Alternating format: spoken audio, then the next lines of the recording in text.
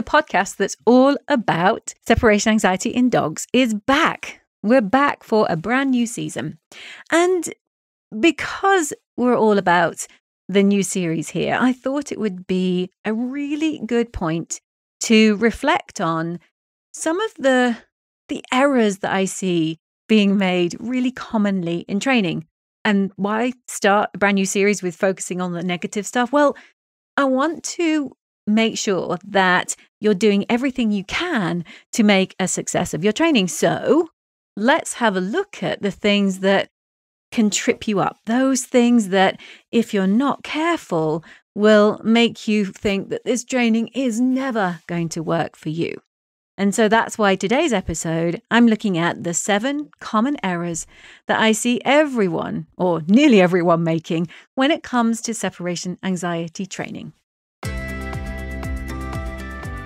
Hello, and welcome to the Be Right Back Separation Anxiety Podcast. Hi, I'm Julie Naismith, dog trainer, author, and full-on separation anxiety geek. I've helped thousands of dogs overcome separation anxiety with my books, my online programs, my trainer certification, and my separation anxiety training app. And this podcast is all about sharing my tips and tricks to help you teach your dog how to be happy at home alone too. Okay, let's dive in. Error number 1, chopping and changing. The thing is, the training that we do is similar in concept to something like a diet or an exercise regime. It's a long process. It requires a lot of commitment and it requires a fair amount of time. And we don't always see immediate results. In fact, we almost rarely ever see immediate results, and certainly not the results that we're looking for. And of course, the problem with that is, as humans, we are always looking for instant rewards. It's just how we're programmed. That's why we love it when social media pings up little notifications for us. And that's why it's really hard to say no to the chocolate cookie that's sat on the kitchen counter, because we like instant gratification. We like things to happen now. And so when we try something that just by its very nature is a process that takes a long time, it can be really hard not to give up before we've given it a chance. And so if you've ever been on a diet, or if you've ever started off in January with a brand new exercise fad that you're going to try, because this one's going to be different, right? You might remember that you've been through that phase of thinking, oh, okay, no, it's not working. I'm going to try another one. I'm going to try another diet. I'm going to try another class. I'm going to try another exercise method. But the problem isn't with the diet or the exercise fad or with separation anxiety training. The problem is that we haven't given a tried and trusted process a really good chance. I see this all the time with separation anxiety training. I see people giving up way too soon. And in fact, I see people giving up when I look at their progress and I think that's actually really good progress compared to all the hundreds of dogs that I've seen. I might look at somebody who's given up and say, wow, but you were actually doing so well. You just didn't realize it. Chopping and changing doesn't help you. Going back onto Amazon, looking for something else that's going to fix this isn't what you need to do. What you need to do is apply yourself to a process that's based in science that, for the vast majority of dogs, can make a difference if done well. But we have to be patient, and we have to accept that just because we're not getting immediate results from the training that we do, it doesn't mean it's not the right process.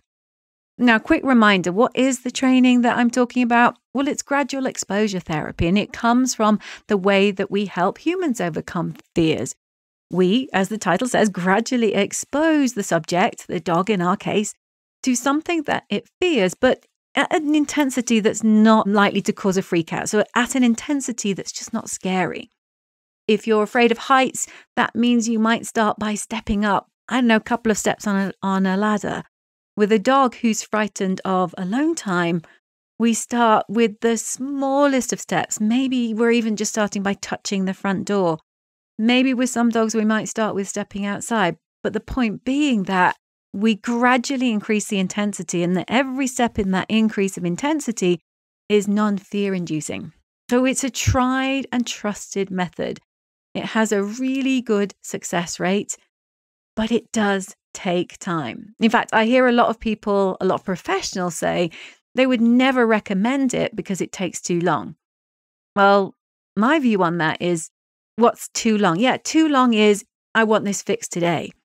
But if it works, is there really such a concept of too long? And if it works and there isn't anything better, then, it's just going to take as long as it needs to take because there isn't anything that works better. Anyway, I digress. That's the method. That's what we're talking about when we talk about gradual exposure. And you can see why people are prone to giving up, chopping and changing, trying something else, because it isn't instantly rewarding. And I know it's tough. It's also not the most fun training you're ever going to do with your dog. Nobody gets up in the morning and says, I can't wait to do separation anxiety training today. Well, rarely does anybody say that, but most people don't say it.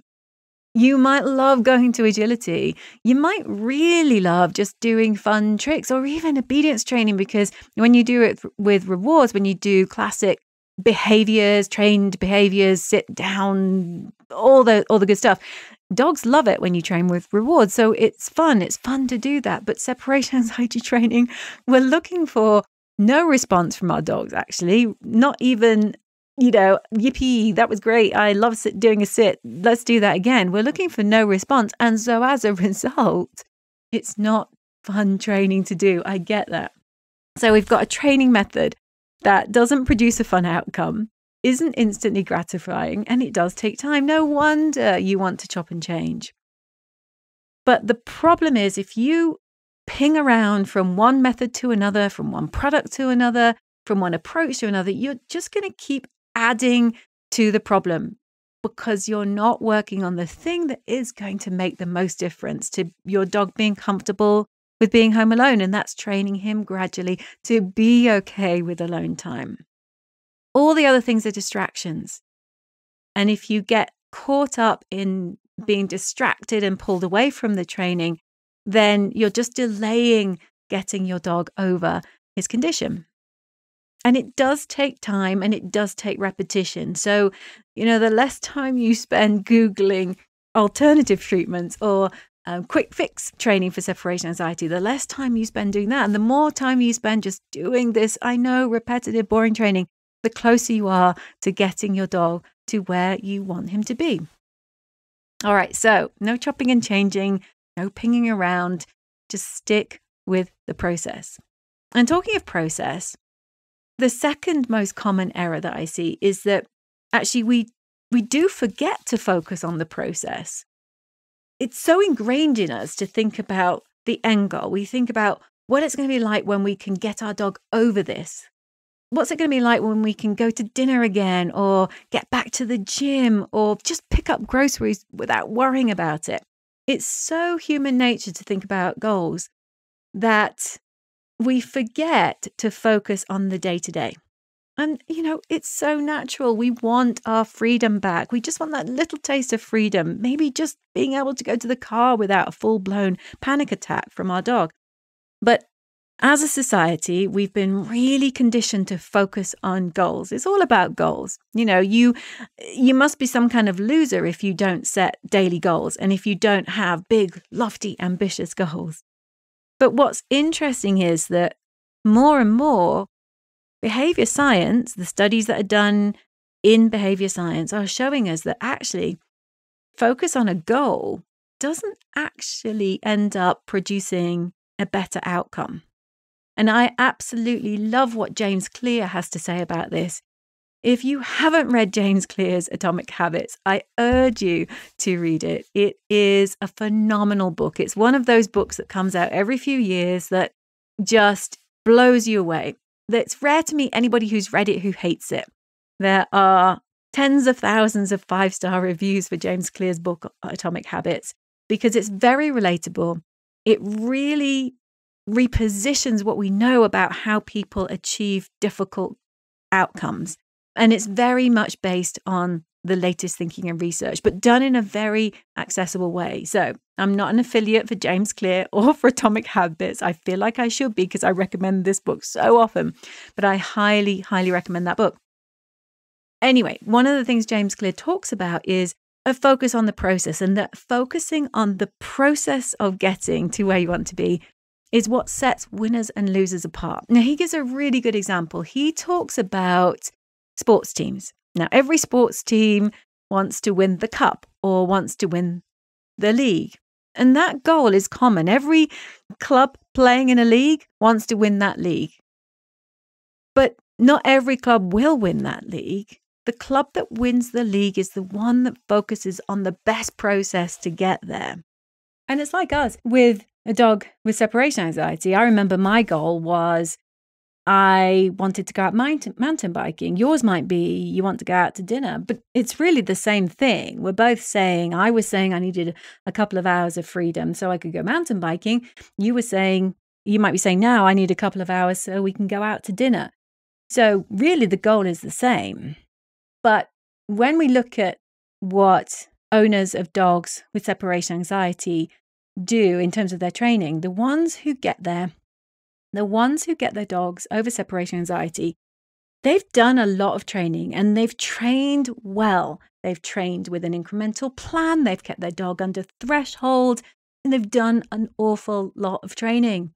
Now, the rub of it, and this is what always, this is the disappointing side of this, is that you can do all of that and still not get your dog over separation anxiety because, just like the team that focuses on the process might still not win the league because, a player might get injured or there might be some, confidence issue going on. So you can't 100% control a process that's all about humans or all about dogs, especially about dogs.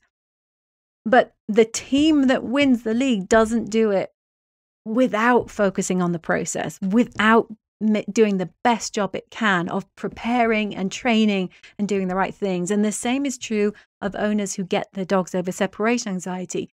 They do the right things, they stick with the process, and they focus on the now rather than focusing on that end goal. You can't get your dog over separation anxiety without doing that. That's the thing. You might do all that and still not have a dog who's recovered. But to give your dog the best chance of getting there, you absolutely do need to focus on that process. Error number 3. We get all caught up in confusing variability with regression. All right, let me unpack that. I see this an awful lot in my wonderful, wonderful Separation Anxiety Heroes group, my private membership with some of the most dedicated owners you will ever find.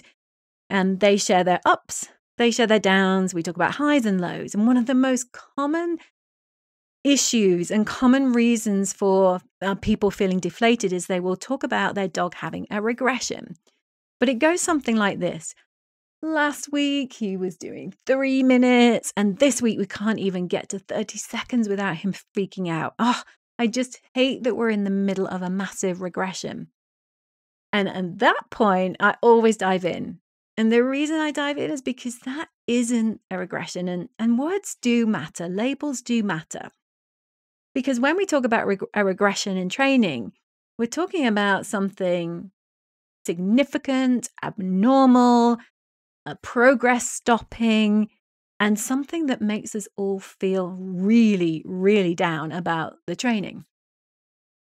But what we're forgetting is when we have a dog who does 3 minutes this week and maybe can only do 30 seconds, who then might get to 5 minutes in the next 3 weeks, we're talking about natural variability. Because learning is never a straight line, ever, ever, ever. And it's especially not a straight line when we're trying to help a brain develop a non-fearful response to something that it was previously fearful of. So when you get those up and down times, particularly early on in training, because you see this an awful lot in those first, 5 minutes, 10 minutes, when you see those ups and downs, just remind yourself that is normal, perfectly normal variability. You have not hit a wall. You have not regressed. Your dog hasn't regressed. You're just witnessing the variability of learning. The learning that doesn't follow a nice, neat, straight line.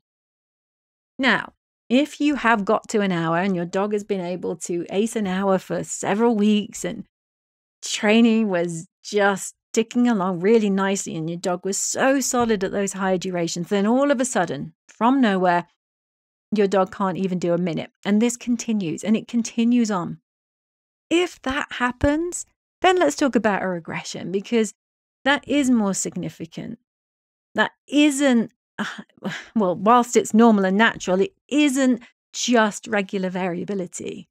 So we'll talk about that when it happens. But if you're getting differences in those early durations, or even if you're at an hour and then you go back to 50 minutes for a couple of weeks, those aren't regressions. Those are just variabilities in the rate of progression. So don't let labels like regression make you feel crushed, because more often than not, we're just witnessing natural variability. And regressions do happen. They're similar to what we might call a relapse in human therapy. So dogs can seem like they've recovered and then not anymore. And then all of a sudden they can't cope. And that does happen. And the main reason that happens is that when we get a dog to be less fearful of something that it was previously scared of, we now know, based on research that's come out in the last couple of decades, that we don't erase the old memories.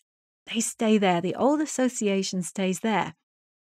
When we do gradual exposure training to the thing that the dog is scared of, or the human, if we're working with a human, then we're creating a new association. And our hope with all of the training is that we create a much stronger new association. But the old association stays there and it can be triggered again. So yes, regressions can happen, but that difference in those times, particularly early on, not regression, just natural and normal variability. So promise me you'll look at that differently next time you hit those differences in times.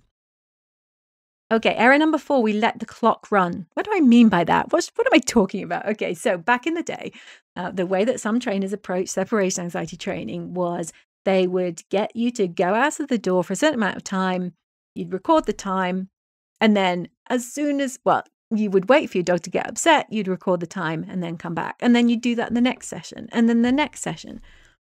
And so what you're doing is every time you do that, at least part of that session, your dog was getting upset, because you come back when you realize your dog is anxious. Your dog was probably anxious before you saw the signs. So you're white knuckling it. You're kind of hanging on every session, pushing your dog to the edge. And we talked about how gradual exposure is all about exposure at a non-scary level. So if your dog is scared, even for that last minute, or even for the last 10 seconds, that was not a successful departure. What really matters in separation anxiety training isn't actually the time on the clock. And I know that sounds weird, because we want the 2 hours. We want to be able to do something for 2 hours or 30 minutes or whatever. So of course we're focused on the clock. But what matters when you do the training is that you repeat a successful departure over and over and over. Every single time you get out of that door with success, without your dog getting upset, and you get back before they get upset, you've helped create that new association that I was just talking about. And you help to override the old one. If, however, you white knuckle it and let the clock run, what have you just done? You've just said, actually, you know what? Being on your own is scary. Oop, old association has been brought back into play. Now, I know it's tempting. I know, especially when they're doing really well. It might say 3 minutes, 15 seconds. You might have set that as your target duration, but your dog's doing really well. It's so tempting to have a look and see. But you risk them not being okay. You risk them going from 3 minutes, 15 to 5 minutes, and then suddenly being upset at 6 minutes. So don't get greedy. It's perfectly normal and natural to feel that way. We've all done it. But if you think your dog can do longer than 3 minutes, 15 seconds, maybe you suspect they could do 7 minutes. The best way to get from 3 minutes to 7 minutes, if you think your dog can really ace a much higher time than you're currently working to, the best way to do that is to work incrementally. Now, if you don't know what I mean, you're wondering what I'm talking about with training plans, you can find more information on these in my books in the Be Right Back series, either the original book, which is more for adult dogs, or the Puppy Separation Anxiety Edition, where I talk about incremental training plans.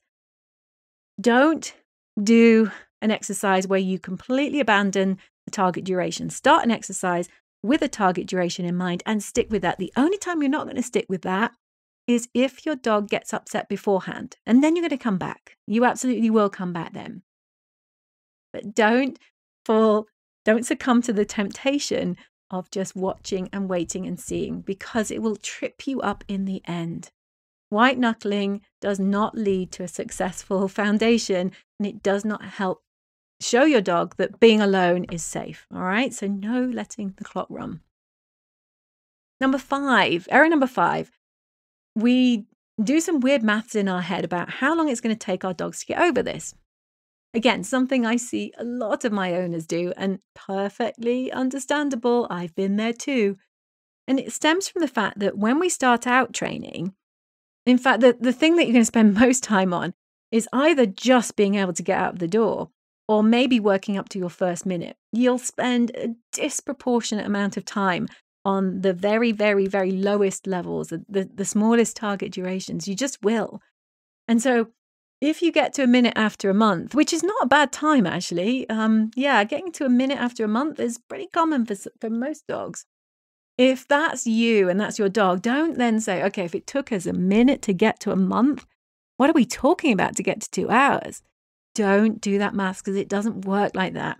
It will take you longer to get from 30 seconds to a minute than it will take you to get from an hour to an hour and 30. For most dogs, for the vast majority of dogs.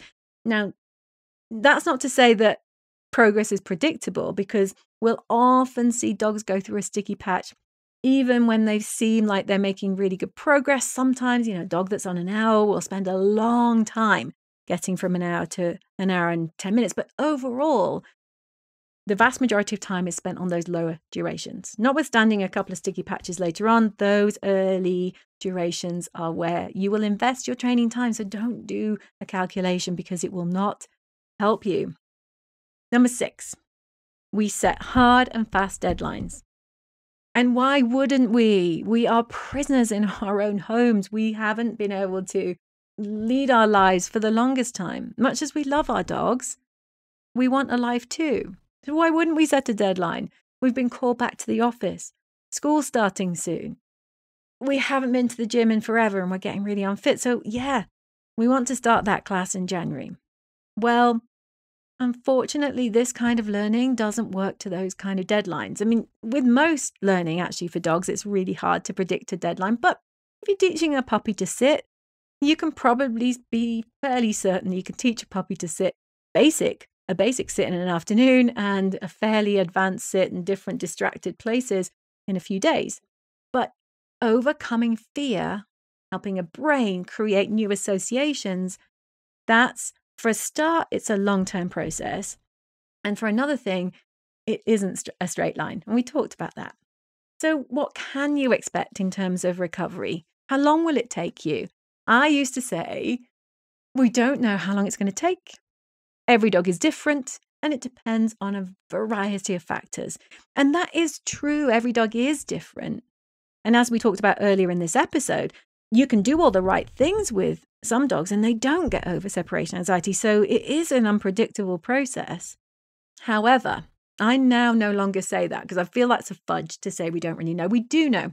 I've seen plenty of dogs now, and I know that 6 months is a really good time to get a dog to, say, a couple of hours. And I find for a lot of owners, 2 hours seems to be if I could just get 2 hours, it's the magic time. If I could just get 2 hours, I can do something.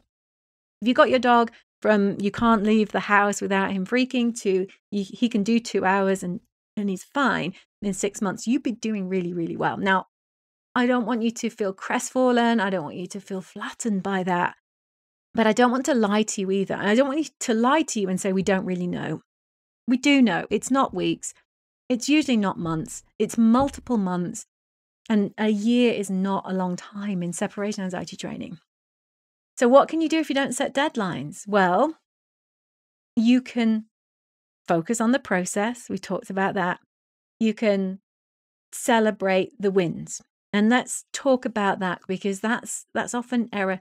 Well, it is error number 7, and that's that we often forget to focus on how far we've come, and we don't celebrate wins. So instead of looking at hard and fast deadlines, I need my dog to be okay by X time, just keep focusing on the process. Remember, we talked about that. Don't chop and change, because that's going to take you further away from your goal, further away from your I just want 2 hours. And don't fall foul of forgetting to celebrate and focus on how far you have actually come. So look back at your training records and make sure you are keeping training records, by the way.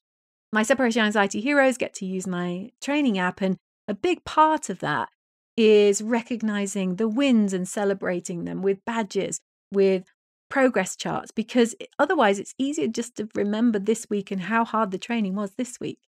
So focus on how far you've come, celebrate the wins as you go along, and set yourself free from deadlines and from unrealistic goals, because they will stop you from training. And I am so passionate that if you stick with this process of gradual exposure to the scary thing of alone time, you are giving your dog the absolute best chance he's got of overcoming separation anxiety. And that's why I don't want anything to trip you up. And that's why I started this brand new series with the errors that I see people making, because I don't want you to get tripped up. I think you can do this. I think you can stick with this. But you do need to make sure that you're not falling into any of the traps that are out there for us. All right, that's it from me for this episode. So I want to wish you good luck with your training this week. I know it's hard. I know it's unrelenting and it's not fun. But just remember that when done well, there's a really good chance that this is going to give you and your dog the freedom from fear and the freedom to do what you want that you both so desperately crave. I look forward to seeing you on the next episode. Thank you so much for listening to this episode of the Be Right Back Separation Anxiety podcast. If you want to find out more about how I can help you further, head over to julienaismith.com. Meanwhile, if you enjoyed listening today, I would love it if you would head over to wherever you listen to your podcasts and consider rating my show. Thanks so much. Good luck with that training, and bye for now.